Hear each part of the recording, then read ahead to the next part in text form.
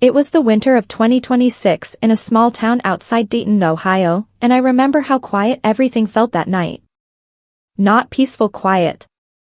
More like suspended quiet. Like the world was holding its breath. We were in our apartment, the same place that was supposed to mean something. The place that was supposed to be proof we'd moved forward. Proof we were building something real. But it was almost 1 a.m, and I couldn't sleep. He was passed out next to me, still wearing most of his clothes, the smell of alcohol heavy in the room. His breathing was slow and uneven, like his body had finally shut down after hours of drinking. I stared at the ceiling for a long time. I wasn't even thinking about anything specific at first. My mind was just restless. That kind of restlessness that doesn't come from caffeine or stress, but from something deeper. A feeling. I'd had it before. It wasn't suspicion exactly. It was closer to instinct. Like my body knew something my heart was still trying not to admit.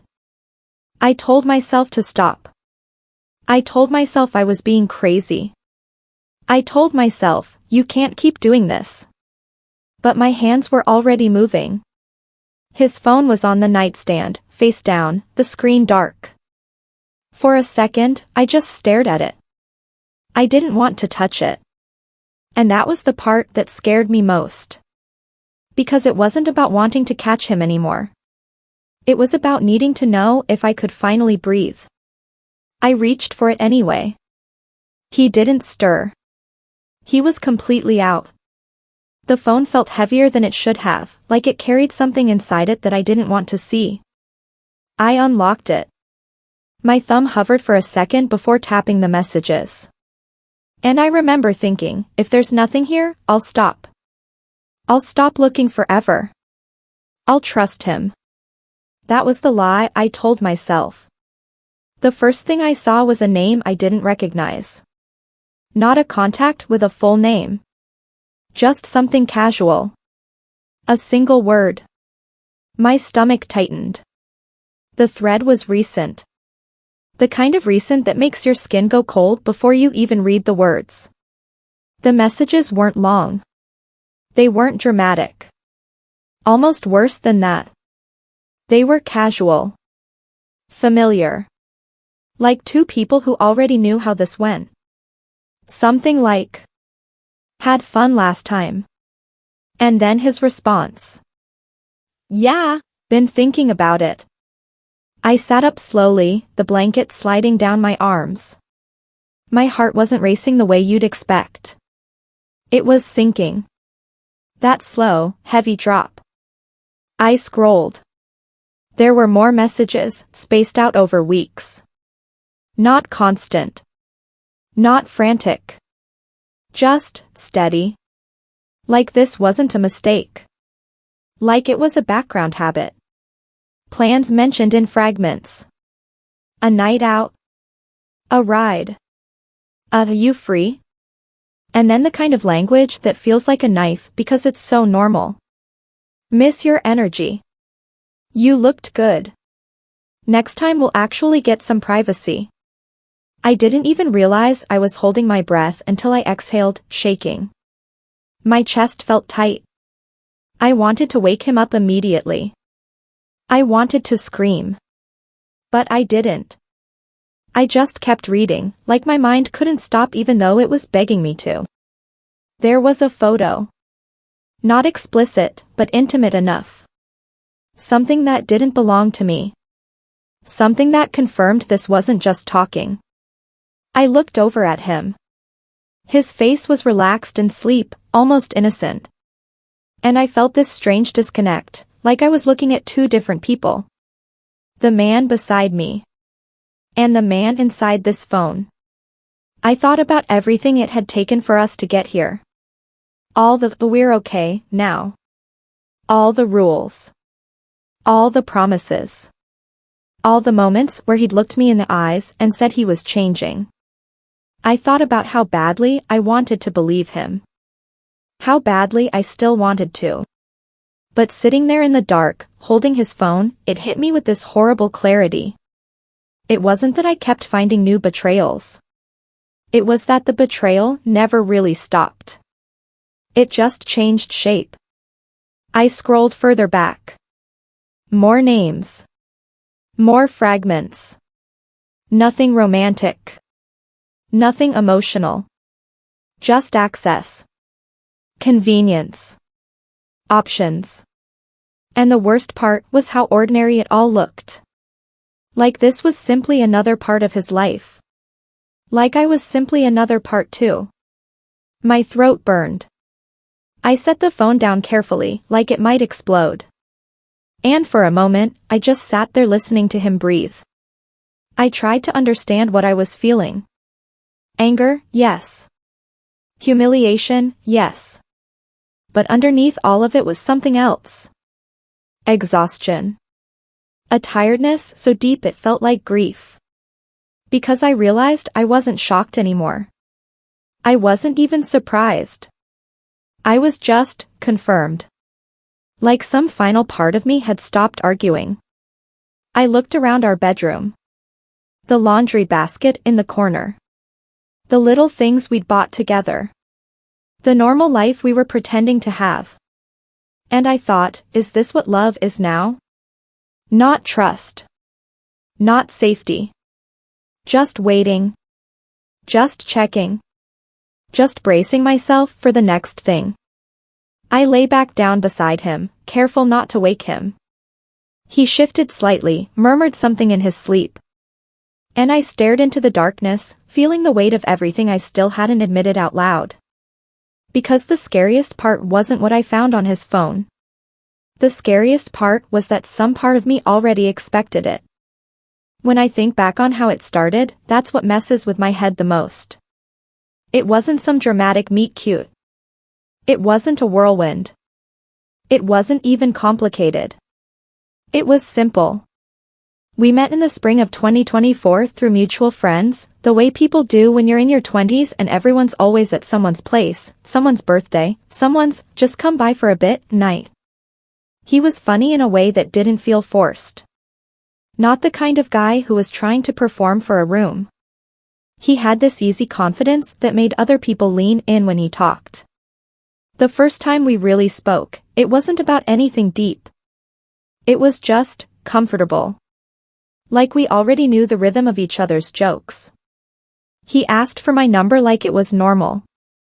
Like he wasn't nervous at all. I remember going home that night and seeing his name on my screen and feeling that little flicker of excitement I hadn't felt in a while. Not love. Just hope. At the time, I wasn't looking for anything serious.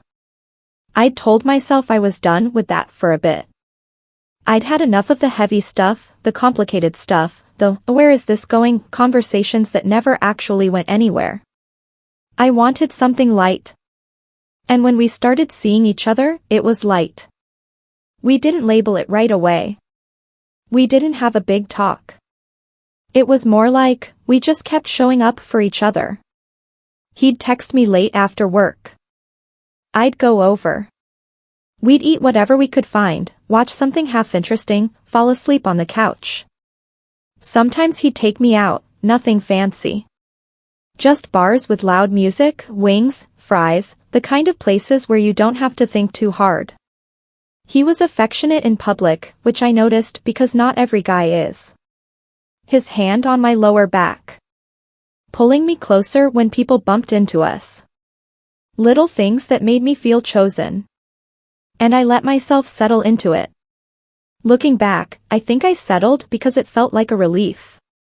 He didn't ask me to explain myself. He didn't press for details about my past. He didn't make me feel like I had to earn his attention. He just gave it. It made me relax. And once I relaxed, I started to want more. I didn't say it out loud at first. I didn't want to scare him off. I didn't want to be the girl who caught feelings too fast. So I kept things casual on the outside. But inside, I was already adjusting my life around him. If he asked to see me, I said yes. If he didn't text, I found myself checking my phone more than I wanted to admit. If he was in a mood, I tried to fix it without even realizing I was doing it. He never asked me to. Not directly. But he had a way of making things feel like they were my responsibility, without saying the words. Like if he was quiet, I'd fill the silence. If he seemed distant, I'd become warmer. I told myself that was just how relationships worked. Give and take. But in the beginning, it didn't feel uneven. It felt normal. We weren't exclusive at first, at least not officially. That was part of why it felt safe, in a weird way. No promises meant no rules to break. Or at least that's what I told myself. He'd say things like, "I'm not talking to anyone else," but it was always said casually, like a compliment, not a commitment. And I'd nod like I didn't care. I did care. I just didn't want to be the first one to admit it. There was this period, a couple months in, where it felt like we were building something without naming it. He started leaving things at my place. A hoodie. A toothbrush. A phone charger. Then I started leaving things at his. It was small, but it felt intimate. Like we were quietly claiming space in each other's lives. He introduced me to more of his friends. Not in a formal, you meet my girlfriend way, but in that casual way where you're always just there. I liked that he wanted me around. I liked that he didn't hide me. And for a while, that was enough to make me feel secure. By early summer, we were spending most nights together. It wasn't even a question anymore. If we weren't working, we were together. Sometimes we'd do nothing and it still felt good. Sitting in his car, talking. Walking through a store we didn't need anything from. Laying in bed, scrolling on our phones side by side. It was quiet companionship. The kind you crave when you've been lonely without admitting you were lonely. I started imagining things I hadn't let myself imagine in a long time. Trips. Holidays. Moving in together someday. Meeting each other's families. I didn't say all of that. But I felt it. Then, sometime around May, we had a conversation that wasn't really a conversation. It was more like an agreement we slid into. He said, "So, we're doing this, right?" And I said, "Yeah." That was it. No big speech. No long list of expectations. Just, "Yeah." And I remember feeling proud of how calm I was. Like I was the kind of woman who didn't need to chase a label. Like it was just a natural progression. But even then, there were little things that didn't fully sit right. He'd go quiet when his phone lit up. Not every time, but enough that I noticed. He'd turn the screen away when he answered. If I asked who it was, he'd respond quickly, like he'd been waiting for the question. Just my friend. My cousin. Work. Always something ordinary. And I would let it go, because I didn't want to be the suspicious girlfriend. I didn't want to be the kind of woman who ruins her own relationship by looking for problems. Plus, he could be so sweet. He'd bring me food without asking what I wanted, because he just knew. He'd tell me I looked good when I was in sweats and hadn't done anything to my hair. He'd hold my face sometimes when he kissed me, slow and deliberate, like he meant it. Those moments mattered to me. They still do, which is part of what makes everything else so confusing. Because if you only looked at the beginning, you'd think it was healthy. You'd think it was safe. And I did. I really did. I didn't know yet that the safety I felt wasn't because nothing was wrong.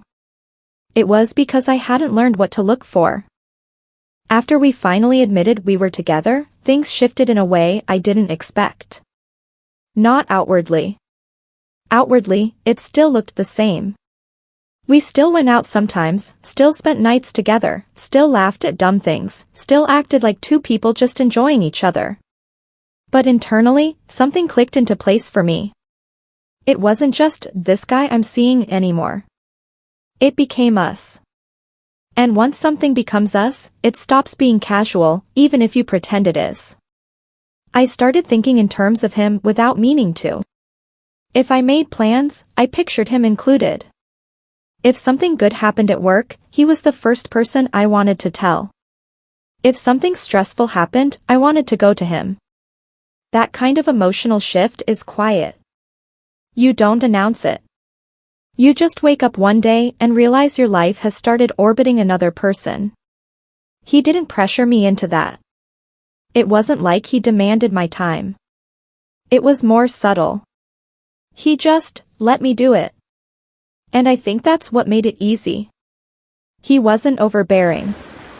He wasn't clingy. He was there enough to make me feel wanted, but distant enough that I kept reaching. Sometimes he'd text me first thing in the morning. Just, "Good morning," or "Are you up?" And it would make my whole mood lift.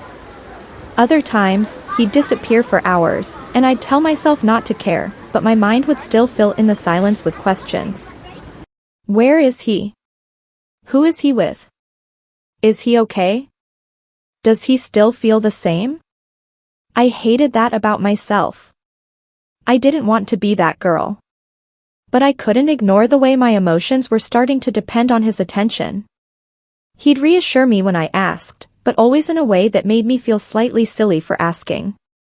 Like, "Why would you even worry about that?" Or, "You know I'm with you." Simple phrases. Nothing dramatic. Enough to quiet me down. But not enough to anchor anything. We got closer in routine ways. He started coming over even when there wasn't a reason. Not just for dates or weekends, but random Tuesdays. He'd show up with food and act like it was nothing. He'd sit on my couch, scroll through his phone, half listen while I talked about my day. And somehow, just having him there made my apartment feel less empty. That's what intimacy looks like sometimes. Not romance. Just presence. Eventually, I started staying at his place more than mine. I'd keep clothes there. I'd leave skincare stuff on his bathroom counter. He never stopped me. He never said, "Don't do that." So I took it as permission. I took it as progress. And I think I wanted progress so badly that I interpreted everything as a sign we were solid. Even the small things. If he introduced me to someone as my girl, it felt like a win. If he posted a picture with me, it felt like security. If he kissed me in public, it felt like proof. I didn't realize how much I was collecting proof. Like I needed constant evidence that I mattered. Looking back, I see that as the beginning of something unhealthy. Because when love is stable, you don't need proof every day. But I did. And I didn't know why yet. There were little moments that hinted at imbalance, even then. He was affectionate, but on his terms. He'd be warm when he wanted closeness, and distracted when he wanted space. If I pulled back, he'd pull me in. If I leaned in too much, he'd drift. It created this push and pull that kept me emotionally alert. Always adjusting. Always trying to find the right version of myself that kept him steady. And he wasn't cruel. That's what made it harder to name. He wasn't yelling. He wasn't controlling in obvious ways. He wasn't some villain. He was just inconsistent. And inconsistency is addictive in its own way. Because you start chasing the good moments. You start believing that if you can just do things right, the warmth will stay. I started overlooking things I normally wouldn't. He could be secretive with his phone sometimes, but I told myself everyone deserves privacy. He could be vague about certain parts of his past, but I told myself he just didn't like talking about it. He could disappear for a night with friends and not text much, and I told myself I didn't want to be clingy. I kept telling myself I was being mature. But really, I was being accommodating. There's a difference. By the end of that summer, he felt woven into my life. My friends knew him. My weekends revolved around him. Even my quiet moments had him in them. And I think that's when the dependency really took root. Because I wasn't just attached. I was invested. I had started building a future in my head, piece by piece, without realizing how fragile the foundation was. And he seemed okay with that future, as long as it didn't require too much from him. He'd say things like, "I'm not going anywhere." Or, "I like what we have." I held on to those words like they were promises. But they weren't promises. They were just statements. Temporary. Safe-sounding. The kind of words that let you believe what you want to believe. If I'm honest, I think I wanted to believe so badly because I was tired. Tired of starting over. Tired of uncertainty. Tired of feeling like love was always something you had to earn. With him, it felt like I didn't have to earn it. I just had to stay. And at the time, staying felt easy. It felt like commitment. It felt like choosing. I didn't yet understand that sometimes, staying is just the beginning of losing yourself. And even then, even before anything broke, there was this quiet part of me that couldn't fully relax. Like something was slightly off-center. Not enough to leave. Not enough to name. Just enough to keep me listening for what might come next. I still remember the first time I looked through his phone. Not because I'm proud of it. Honestly, it's one of those memories that makes my stomach twist a little, even now. I wasn't raised to be that person. I always thought if you couldn't trust someone, you should just leave.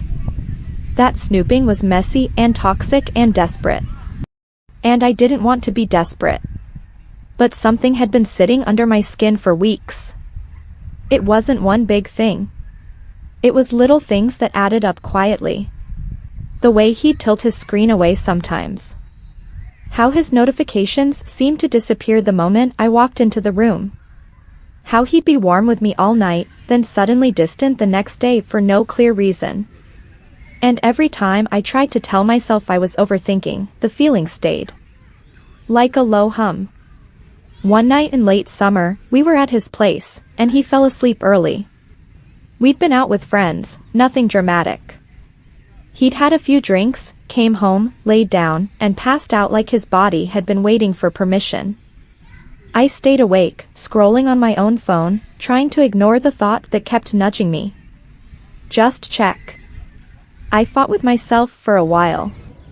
I told myself it was wrong. I told myself I was going to create a problem where there wasn't one. But eventually, I reached over. His phone was right there.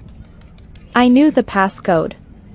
He'd given it to me casually one day when he asked me to change the music in his car. It wasn't some guarded secret. So I told myself, if he gave it to me, it's not really snooping. Another lie. My hands were shaking more than I expected as I unlocked it. I remember thinking I'd find nothing. Or maybe something harmless. A flirty DM from before we were serious. Something I could brush off. But that's not what it was. The first thing I saw was a conversation thread with a woman's name I recognized vaguely. Not from his current life. From stories. From the past. The kind of person you only mention casually, like they're irrelevant. I opened it. And there it was. Messages that weren't innocent. Not outright graphic, but familiar. Too familiar. Inside jokes. Late night check-ins. A tone that didn't belong to someone you were not involved with. Then I scrolled up more. And my throat went dry. There were references to meeting up. A night he told me he was just out with the guys. A weekend he said he was tired and stayed home. Little gaps in time that suddenly had shape. I kept reading even though I wanted to stop. It felt like watching something collapse in slow motion. And then I saw a line that made my entire body go cold. Something like, "Last time was crazy." And his reply, "Yeah, we shouldn't have done that. We shouldn't have." Past tense. Already happened. I sat there on the edge of his bed, staring at the screen like it was going to change. Like maybe my eyes were misunderstanding. But there wasn't any other way to read it. He had slept with her. While we were together. Maybe not officially in the earliest weeks, but definitely in the time when we were acting like a couple. When he was looking me in the face and telling me he cared about me. The image I had of him cracked instantly. Not because he was perfect before, but because I believed he was mine. Or at least, that we were moving towards something honest. I didn't sleep at all that night.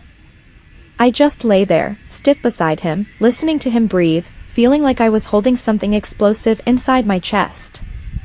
The next morning, I didn't know how to act. He woke up smiling, kissed my shoulder, asked if I wanted breakfast. So normal. So casual. And I felt like I was underwater. Eventually, I said it. Quietly. I looked at your phone. His face changed immediately. Not anger. Not panic. Something like calculation. He sat up. Rubbed his eyes. What? Why? I didn't answer that part. I just said, I saw the messages. He blinked a few times, like he was trying to catch up. Then he exhaled. And he said her name like it was nothing. Oh, her. That "oh" still stays with me. Like it was an inconvenience. Not a betrayal. He leaned back against the headboard and ran a hand over his face. It wasn't serious, he said. I stared at him. You slept with her. He hesitated, just for a second. Then nodded. Once. I didn't believe that. I could feel the lie in how quickly he said it. But I didn't have proof beyond my own instinct. And I hated that I was already negotiating with myself. He kept talking. It was stupid. It was before we were really, you know. We were together. Yeah, but it wasn't like, he sighed. It didn't mean anything. That phrase. It didn't mean anything. I wanted to scream. Because what does that even mean? If it didn't mean anything, why do it? And if it meant nothing, what did I mean? But my voice came out smaller than I wanted. Why didn't you tell me? He looked genuinely frustrated then, like I was making it bigger than it needed to be. Because I knew you'd react like this. I remember blinking. Like, of course I'd react like this. What did he expect? Then he softened. He reached for my hand. Look, I'm here with you. I want you. That was just leftover stuff from before. I cut it off. He said it with such confidence. Like the story was simple. Like the mess could be folded away neatly. And I wanted so badly for it to be simple. I wanted to believe that it was just one mistake. One loose thread from his past. Something we could move through. So I did what I didn't think I would do. I stayed. I forgave him faster than I understood. I told myself it was early. I told myself relationships have bumps. I told myself love is about choosing each other even when it's hard. And he promised it wouldn't happen again. He looked me in the eyes when he said it. He held my face. He sounded sincere. And at the time, I thought sincerity was enough. I didn't realize that the first betrayal isn't just about what they did. It's about what it teaches you to accept. And that was the moment my trust stopped being whole. Even though I pretended it was. Even though I smiled again. Even though we moved forward. Something in me stayed awake after that. Just quietly. Waiting. After that first time, I convinced myself we were different. I really did. I thought we'd hit the hard part early. Like maybe that was the test, and we survived it, and now we could actually build something stronger. He was attentive for a while after. He checked in more. He seemed almost eager to prove himself. He'd leave his phone on the counter instead of keeping it in his pocket. He'd tell me where he was going without me asking. He'd kiss me goodbye, like he meant it. And I let myself relax into that. I wanted to believe the betrayal had scared him straight. I wanted to believe it had been enough. For a few months, things felt stable. Not perfect, but calm. We went back to dinners and errands and lazy Sundays. We laughed again. I stopped bringing it up because I didn't want to live in the past. And honestly, part of me was afraid that if I talked about it too much, it would make it real again. So I buried it. But the thing about burying something is that it doesn't disappear. It just sits under everything. And little by little, the unease returned. Not in a dramatic way. Just small moments. He'd get quiet when his phone buzzed. He'd go outside to take a call. He'd smile at his screen and then look up too quickly when he noticed me watching. I didn't accuse him. I didn't want to be paranoid. I told myself I was healing. Healing meant trusting. So I forced myself to trust. Then one evening, I was sitting next to him on the couch while he was scrolling, and I saw a name flash across his screen. It was quick, just a notification. But it was enough. I recognized it. Not someone from his family. Not a coworker. Someone he'd mentioned once, casually, in that way men mention women they've been with before. Like trivia. My stomach tightened immediately. I didn't say anything right away. I waited until later, when he got up to grab something from the kitchen. I picked up his phone without thinking, like my body moved before my mind could stop it. And there it was. A message thread. Not long. Not explicit. But intimate. Too intimate. He wasn't just responding politely. He was reaching. Been thinking about you lately. I miss you sometimes. You ever wonder what it would have been like? And then, the one that made my hands go numb. I still want you. I sat there staring at the screen, feeling that same cold familiarity crawl up my spine. It wasn't sex, not yet. Not confirmed. But it was hunger. It was intention.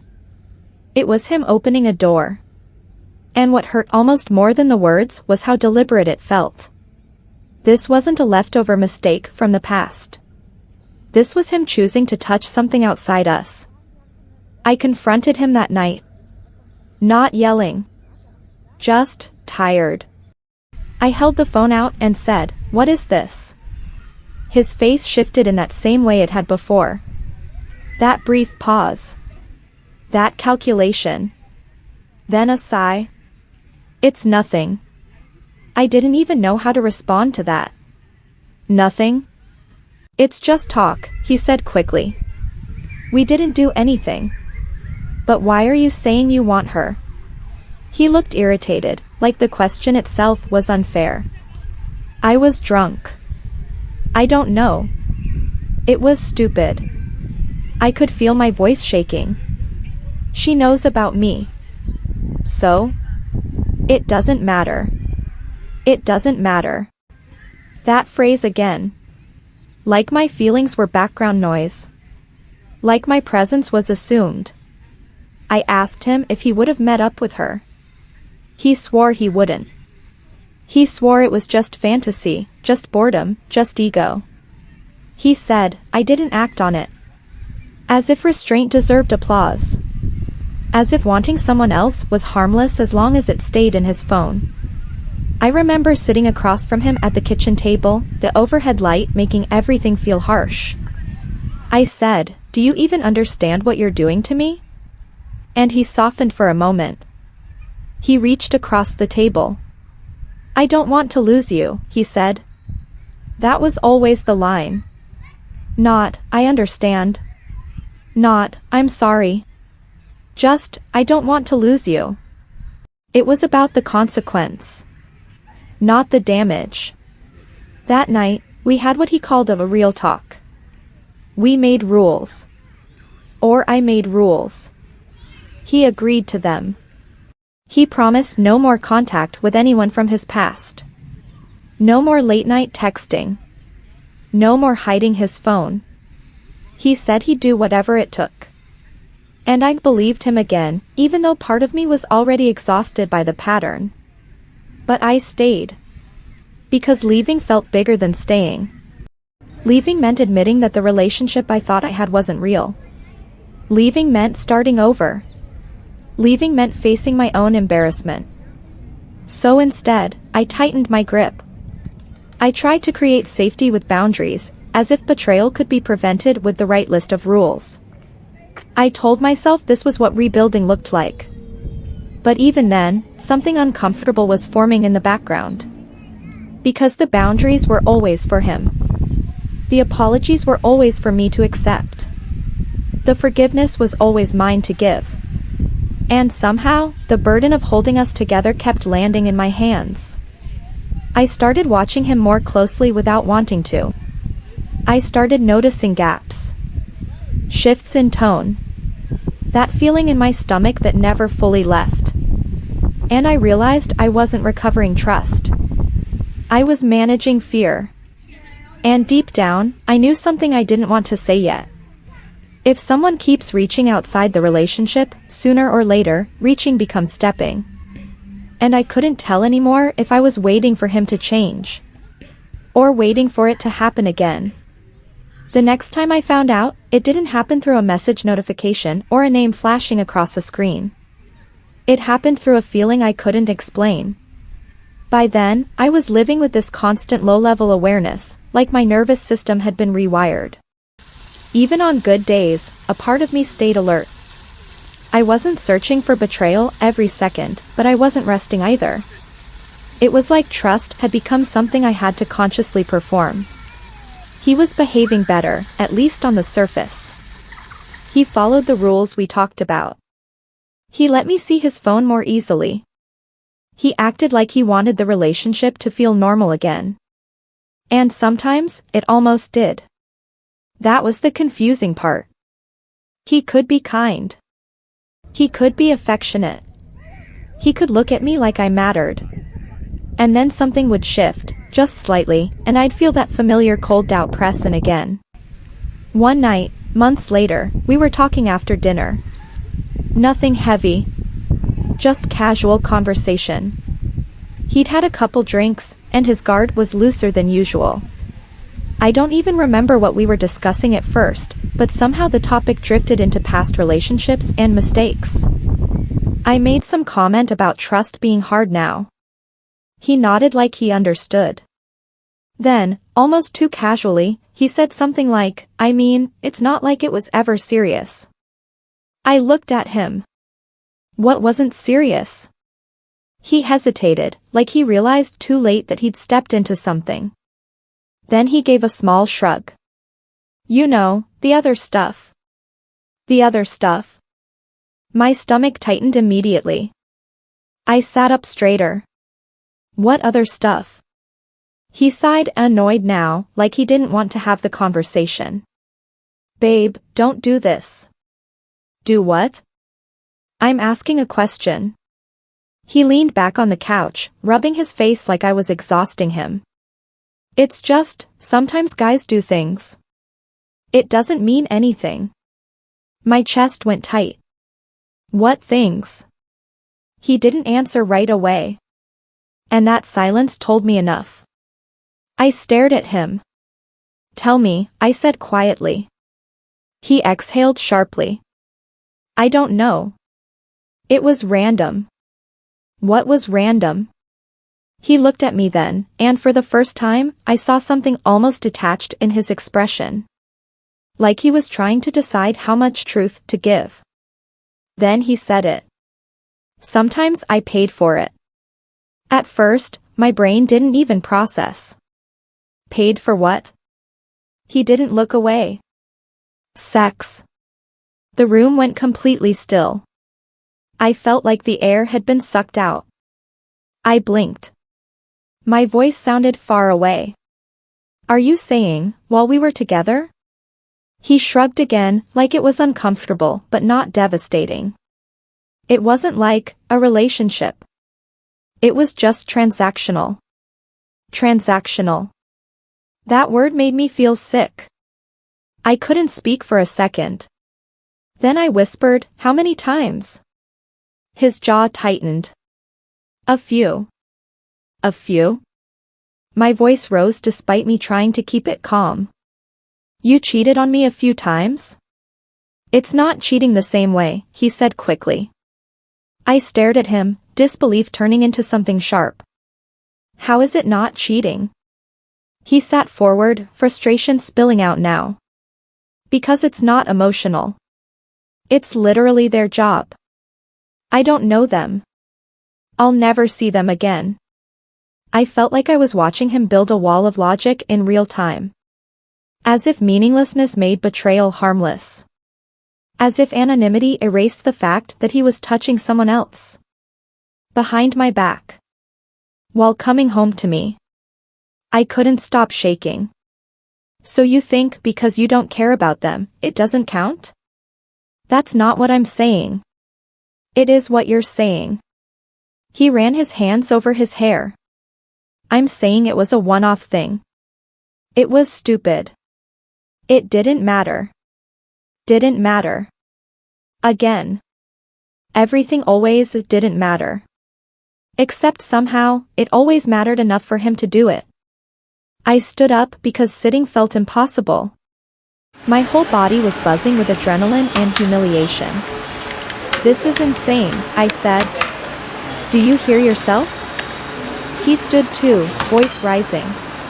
"You're acting like I had a whole girlfriend on the side." "I don't care what you call it," I snapped. "You risked me. You lied to me." His expression shifted at that. "Risked you?" "Yes." My voice cracked. "Do you understand what you did? Do you understand how dangerous that is?"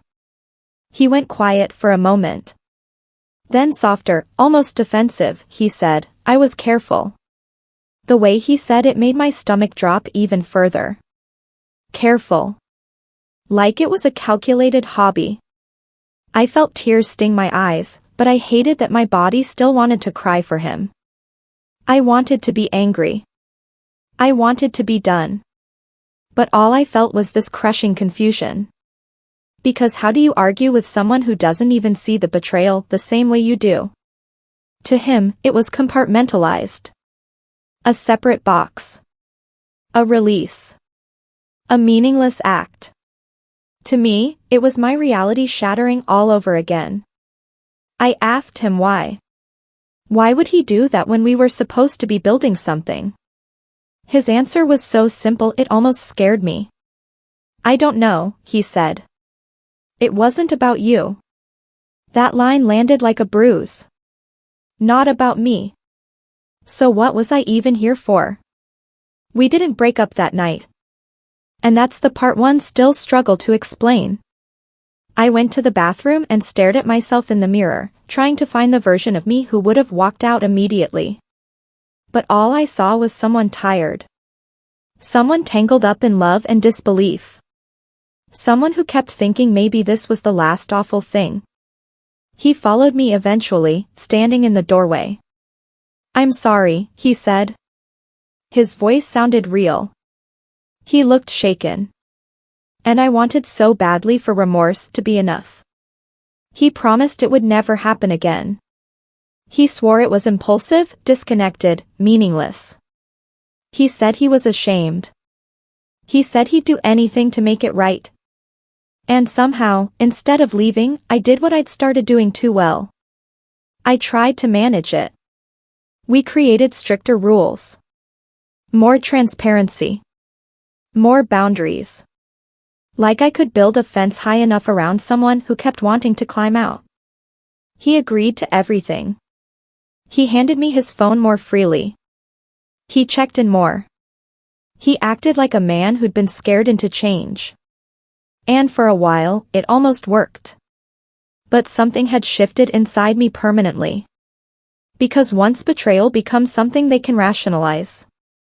Once they can look you in the face and say it doesn't count, it stops feeling like a mistake. It starts feeling like a worldview.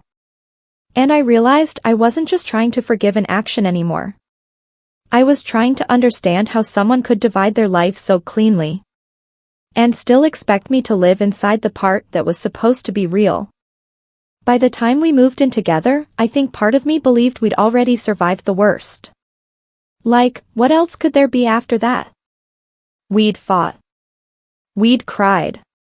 We'd drawn lines in the sand. He'd promised change in a way that sounded more serious than before. And I told myself that maybe people really could hit a bottom and turn around.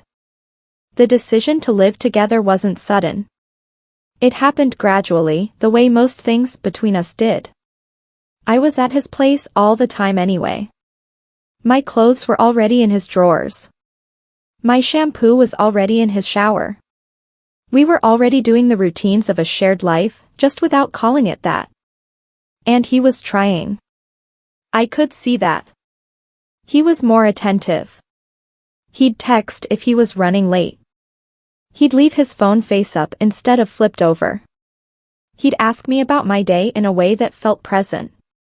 Sometimes he'd even bring up the past himself, quietly, like he wanted me to know he hadn't forgotten what he'd done. I know I hurt you, he'd say. I'm not proud of it. I'm trying. Those words mattered to me. Because when someone is still sitting in front of you, still holding you, still choosing to show up, it's hard to accept that they might also be capable of destroying you again. So I leaned into the version of him that looked like growth. Living together gave us a kind of normalcy that felt almost comforting. We argued about dishes. We grocery shopped. We watched shows in bed. We had mornings where we moved around each other quietly, half awake, like a real couple. And I remember thinking, maybe this is what healing looks like. Maybe trust comes back through routine. Maybe stability is something you practice. But the truth was, I wasn't practicing trust. I was practicing vigilance. Even in the calm, my body stayed tense in a way I couldn't fully explain. If his phone buzzed, I noticed. If he went quiet, I noticed. If he took longer than usual at the store, I noticed. I hated that version of myself. I didn't want to be monitoring my own relationship like it was a job. But I couldn't turn it off. It wasn't constant panic. It was subtler than that. More like a constant readiness. Like living in a house where a storm already happened once, and you keep listening for thunder even on sunny days. He seemed proud of the progress. He'd say things like, "See? We're good." Or, "I told you I could change." And I'd smile, because I wanted to be good. I wanted to be the woman who could move forward, who didn't punish someone forever for their worst decisions. I wanted to be strong. But sometimes, in the middle of perfectly ordinary moments, I'd feel this strange sadness. We'd be cooking dinner, laughing about something stupid, and a thought would slip in. Would I feel this safe if I hadn't caught him? It wasn't romantic safety. It was conditional. A peace held together by rules and fear. We had boundaries now, but they weren't mutual in the way boundaries are supposed to be. They were restrictions. He wasn't rebuilding trust because he understood it. He was rebuilding trust because he didn't want to lose the life he had with me. That difference sat quietly between us. Sometimes, late at night, I'd ask questions I already knew the answers wouldn't satisfy. "Do you ever think about doing it again?" He'd roll over, half asleep, and say, "No." Or, "Why would you ask that?" Or, "I'm here, aren't I?" And that was always the answer. Presence as proof. Like being physically in the apartment was enough to erase what he'd been capable of outside it. I started noticing how often my reassurance depended on access. If he was transparent, I felt calmer. If he wasn't, the anxiety returned. That's not trust. That's control disguised as comfort. But I didn't know how else to exist with him anymore. We weren't a couple floating in love. We were a couple managing damage. There were moments that felt real. He'd kiss my forehead when I was tired. He'd hold me when I cried about unrelated things. He'd talk about the future sometimes, careful but hopeful. And I'd let myself imagine it, even though part of me was afraid to. Because imagining the future meant betting on him. And I didn't know if he was safe to bet on. Friends would comment on how settled we seemed. How's living together? You two look good. You made it through the rough patch. And I'd nod, smiling, because explaining the truth felt impossible. How do you tell people you're living inside a truce? That the relationship is calm, but not clean? That you can laugh with someone and still feel broken underneath? Sometimes he'd look at me, almost searching, and say, "You believe me, right?" And I'd pause just long enough that he noticed. Then I'd say yes. Because what else was I supposed to say? No. Not really. I'm trying. The apartment became this symbol. Like moving in meant we were choosing each other. Like it meant the chaos was behind us. But deep down, I knew something uncomfortable. Stability built on fear isn't stability. It's just quiet. And quiet doesn't mean safe. It just means nothing has exploded yet. Even in the best moments, I could feel the unease sitting in the corners of our life together. Waiting, patiently, for the next time the pattern would prove it was still alive. It happened on a night that should have felt sacred. That's what makes it stick in my mind so sharply. Not just because of what I found, but because of when I found it. It was late December, deep into the holiday season, the kind of time when everything is supposed to feel softer. Lights in windows. Quiet streets. People talking about fresh starts and gratitude. We'd spent the evening drinking with a few friends, nothing wild, just enough that he came home sloppy and loud and exhausted. By the time we got back to the apartment, he could barely keep his eyes open. He collapsed into bed fully dressed, muttering something incoherent about how tired he was. Within minutes, he was out. The room smelled faintly of liquor and cold air from outside. The heater clicked on and off. Everything felt still. I lay beside him, staring into the dark. I should have been sleeping. I should have been content. We were living together. We were supposedly rebuilding. He'd been better. But that feeling came back. That old itch.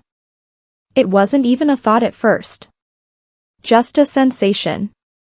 Like my body tightening before my mind knew why. I tried to ignore it. I closed my eyes.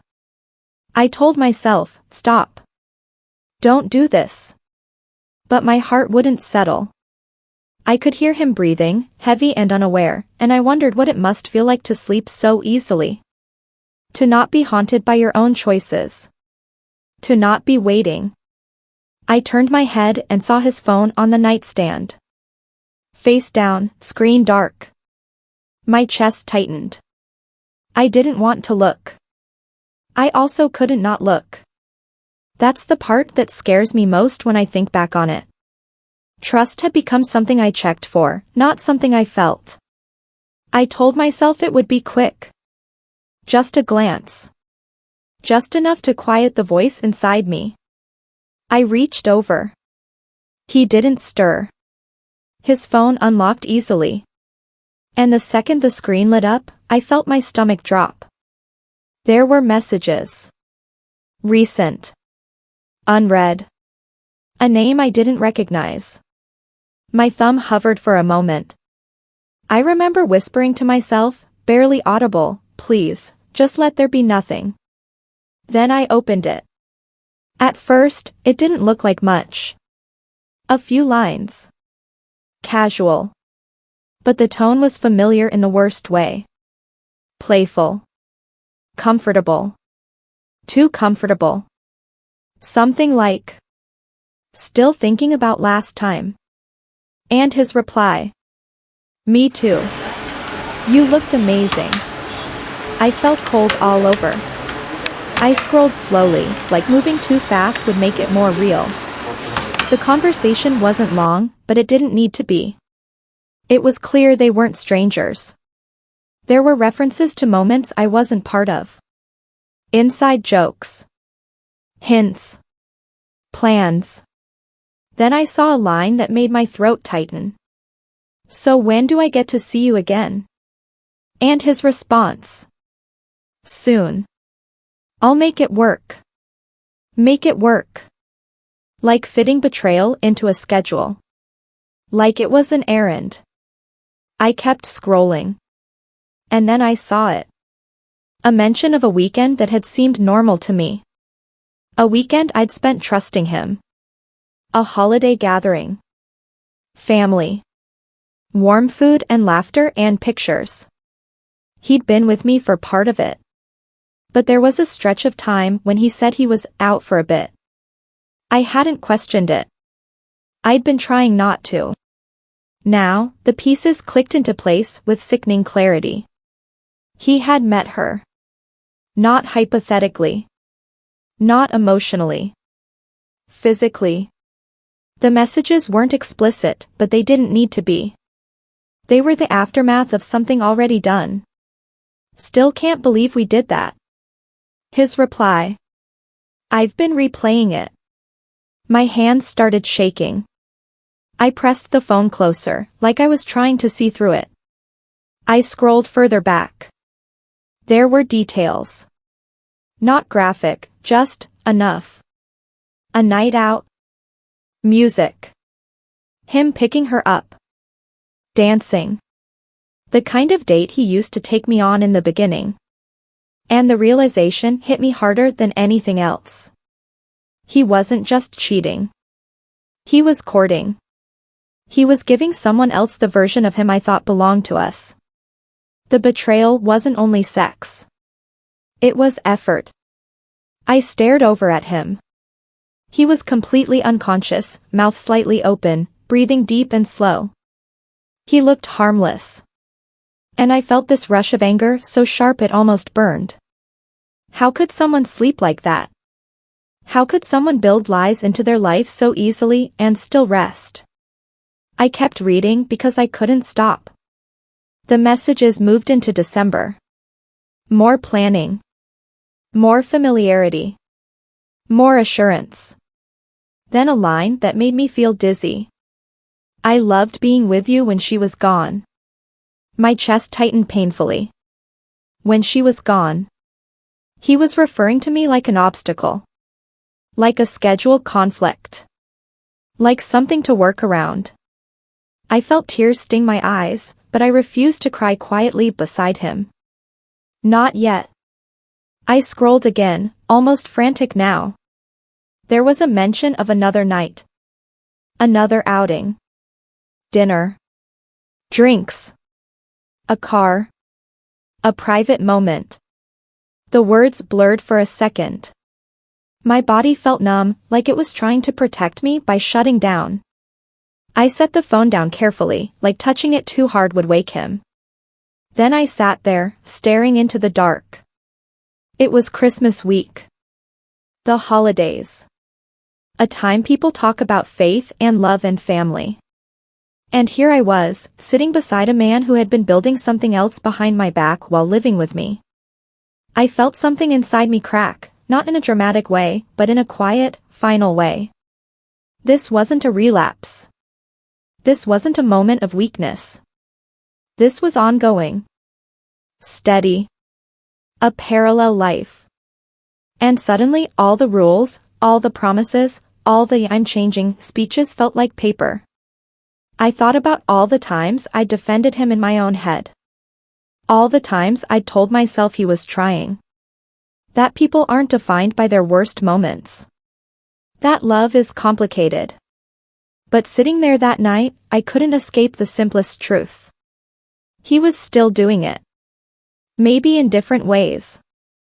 Maybe with different people. But the pattern was alive. I looked around the room. The apartment we shared. The life we were pretending was stable. the holiday decorations still up. Everything looked normal. That was the cruelest part.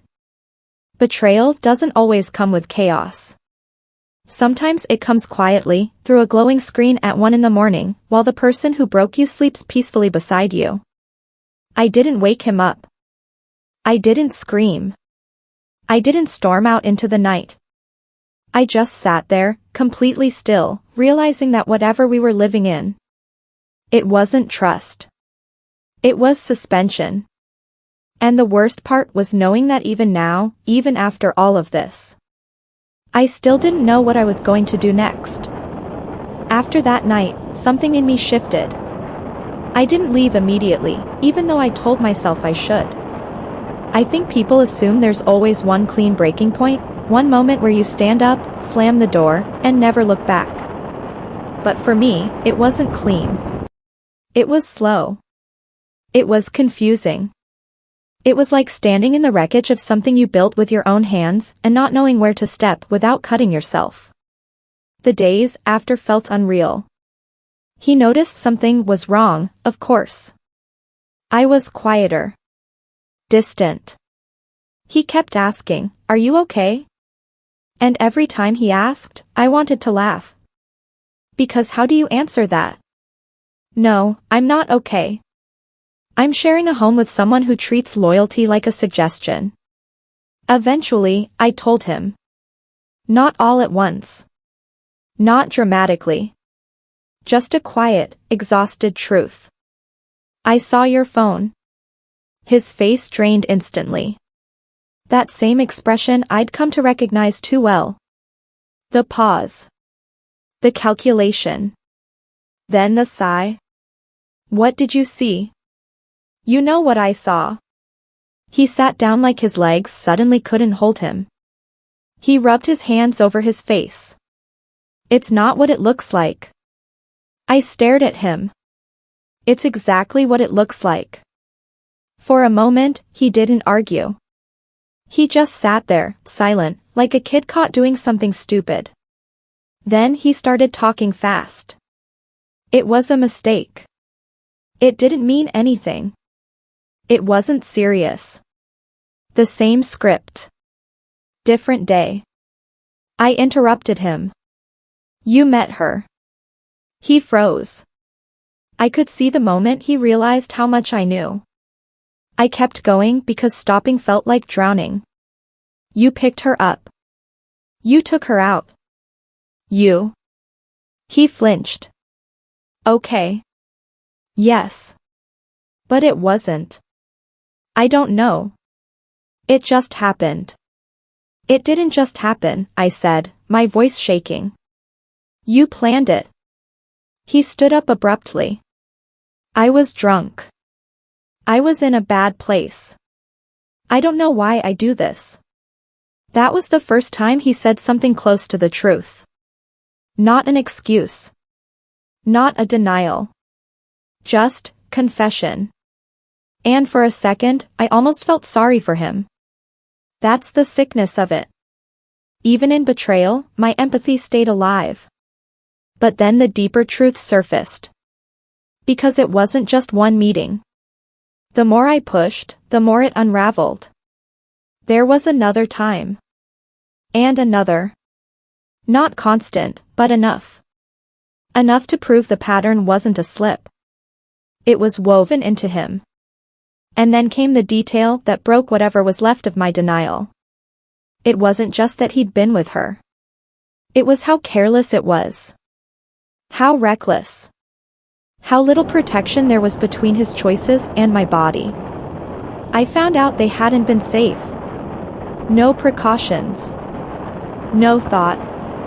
Just impulse. Just selfishness. When I realized that, something hot and sharp rose in my chest. You didn't even think about me, I whispered. He looked genuinely startled. I did. No, I said, voice cracking. You didn't. Because if you did, you wouldn't have risked me like that. He started crying then. Real tears. Not the quiet kind. The messy kind. I'm sorry, he kept saying. I'm sorry, I'm sorry. And I hated that the tears moved something in me. I hated that my brain could still make room for his pain. I stepped back from him. I can't do this, I said. He reached for me instinctively. Please. Don't leave. That phrase again. Not, I understand if you go. Not, you deserve better. Just, don't leave. Like my presence was what kept him stable. Like I was the thing holding him upright. I felt myself shaking. I don't know why I'm still here, I admitted, almost to myself. He looked desperate. Because we love each other. And I wanted to believe that. I wanted love to be enough to explain this. But love wasn't supposed to feel like humiliation. Love wasn't supposed to feel like anxiety. Love wasn't supposed to feel like constantly recovering from injury. That night, I packed a bag. Not fully. Just enough to feel like I was doing something. I put clothes in a duffel, hands trembling, mind blank. He followed me around the apartment, voice breaking. I'm going to change. You always say that. I mean it this time. I don't know how to believe you. He collapsed onto the couch. I hate myself for this. And again, that pull. That awful pull. Because part of me heard the shame in his voice and wanted to comfort him. That's when I realized something that made me feel sick. I was abandoning myself to keep him from feeling alone. I sat on the edge of the bed with the bag at my feet. My whole body felt heavy. I thought about leaving. Calling someone. Driving away. Starting over. But then the other thoughts came, quieter and more poisonous. What if he really changes? What if this is the worst and it gets better? What if I leave and I regret it? What if I'm throwing away something that could have been fixed? And underneath all of that was an even deeper fear. What if I've already given so much of myself that I don't know how to take it back? He came into the bedroom and sat a few feet away, not touching me. I know I don't deserve another chance, he said softly. But I want to be better. I stared at the floor. I don't feel like myself anymore. His voice cracked. I'll do anything. Anything. But he'd said that before. Promises were easy. Change was harder. And trust felt impossible now. Because it wasn't just about him cheating. It was about what it did to me. I didn't recognize the woman I had become. The woman who checked phones. The woman who made rules instead of feeling safe. The woman who stayed after things she swore she'd never tolerate. The woman sitting with a packed bag, unable to move. I wanted to be strong. I wanted to walk out. But I just sat there, frozen between heartbreak and habit. Between dignity and attachment. Between what I knew and what I hoped. And the worst realization of all was this. I wasn't staying because it hurt less. I was staying because leaving meant facing the full truth. That love, in this form, had turned into self-abandonment. And even with the bag packed, I still didn't walk out. Not that night. Not yet. I just stared into the silence, wondering how many times a person can forgive something before forgiveness becomes another kind of loss. Things didn't end after that. That's the part people don't always understand. There wasn't a clean closing chapter where I walked out into fresh air and suddenly became someone new. Life just kept going. The apartment stayed the same. The dishes still needed washing. Work still happened. Bills still came. And somehow, we were still in the same space, moving around each other like two people pretending the ground hadn't cracked beneath them. He became softer after that night. Almost fragile. He checked in constantly. He asked where I was. He offered to share his location without me even requesting it. He'd hand me his phone before I could ask, like he was trying to prove transparency through sheer exhaustion. Sometimes he'd look at me and say, "I'm serious. I'm changing." And I could see effort. That was the hardest part. Because effort complicates things. If he were cruel, it would be simple. If he were dismissive, it would be simple. But he was remorseful in a way that felt real enough to confuse me. He made appointments. He talked about therapy. He stopped drinking as much. He stayed home more. He became, on the surface, the version of himself I'd been begging for. And still, I didn't feel safe. Not really. The trust didn't come back just because he was trying. It wasn't a light switch. It was more like something that had burned down. And now we were standing in the ashes, pretending we could rebuild without remembering the fire. I watched him constantly without meaning to. Not in an obvious way. Just in the quiet ways you watch someone when you've been hurt too many times. If he was on his phone, I noticed how quickly he locked it. If he laughed at a text, I noticed. If he left the room to take a call, I noticed. I hated that. I hated living like my peace depended on surveillance. Sometimes I'd catch myself feeling calm and then immediately feeling guilty for the calm. Like comfort was dangerous. Like letting my guard down was an invitation for it to happen again. He'd try to reassure me. You don't have to worry anymore. But reassurance doesn't erase memory. My body remembered everything. Even when my mind wanted to move forward, my nervous system stayed stuck. There were nights I lay awake next to him, listening to the same breathing I'd listened to on the nights I found out. And I'd wonder what he was thinking. Was he really different now? Or was he just being careful? Was this growth? Or was it exhaustion? Sometimes I'd look at him when he wasn't looking, studying his face the way you study something you don't fully understand anymore.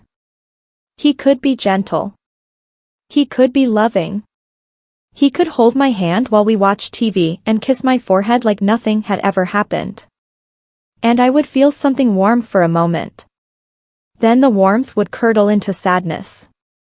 Because I couldn't forget what he was capable of. It's a strange thing, realizing love doesn't disappear even when trust does. I still cared about him. That was true. But caring didn't protect me. Love didn't protect me. It hadn't protected me at all. Some days I'd think, maybe people really can change. Maybe this is the point where it stops. Maybe we're in the aftermath now, the rebuilding. Maybe one day I'll wake up and not feel that ache of suspicion in my chest. Then a different thought would come. Or maybe this is just the quiet part before the next betrayal. Because patterns don't die easily. And he didn't just make one mistake. He made choices. Over and over. With enough time between them that I kept thinking each one was the last. He asked me once, weeks later, sitting at the kitchen table, voice low. "Do you ever think you'll forgive me?" I stared at my coffee for a long time. "I don't know," I admitted. He nodded slowly, like he expected that. "I don't blame you." That was rare. Honesty without defense. For a moment, I almost felt something loosen in me. Then I remembered how many times I'd been fooled by softness. How many times remorse had been a bridge back into the same cycle. I didn't know what I was anymore inside this relationship. Girlfriend? Warden? Therapist? Witness? Sometimes I felt like I was waiting for him to relapse the way people wait for a recovering addict to relapse. Watching for signs. Measuring progress. Holding my breath. And what kind of love is that? He would say, "I'm not that person anymore." But I had met that person. I had lived with that person. I had found that person in his phone at 1 a.m. So how could I pretend he didn't exist? The worst part is that I started doubting myself as much as I doubted him. Was I staying because I believed in him? Or because I was afraid to leave? Was I giving grace? Or just avoiding grief? Sometimes I'd imagine walking away. Packing everything. Starting fresh. And in that imagination, there was relief. But there was also emptiness. Because leaving would mean admitting that all the love I gave didn't change him. It didn't save us. And staying meant living with the constant question of whether I was just postponing the inevitable. We didn't talk about the future much anymore. Not in the way couples do when they're excited. The future felt like a fragile object we were both afraid to touch. We existed in days. In routines. In trying. He was trying. I was trying. But trying isn't the same as trusting. One night, he fell asleep before I did, and I lay there staring at the ceiling again. The same ceiling. The same quiet. And I realized how much of my life had become about waiting. Waiting to feel safe. Waiting to feel sure. Waiting to know if love can survive what it shouldn't have to survive. I don't know what will happen next. I don't know if he's truly changing or just becoming better at promising. All I know is that when someone breaks your trust enough times, even peace starts to feel suspicious. And sometimes the hardest betrayal isn't what they did. It's what you become while trying to stay.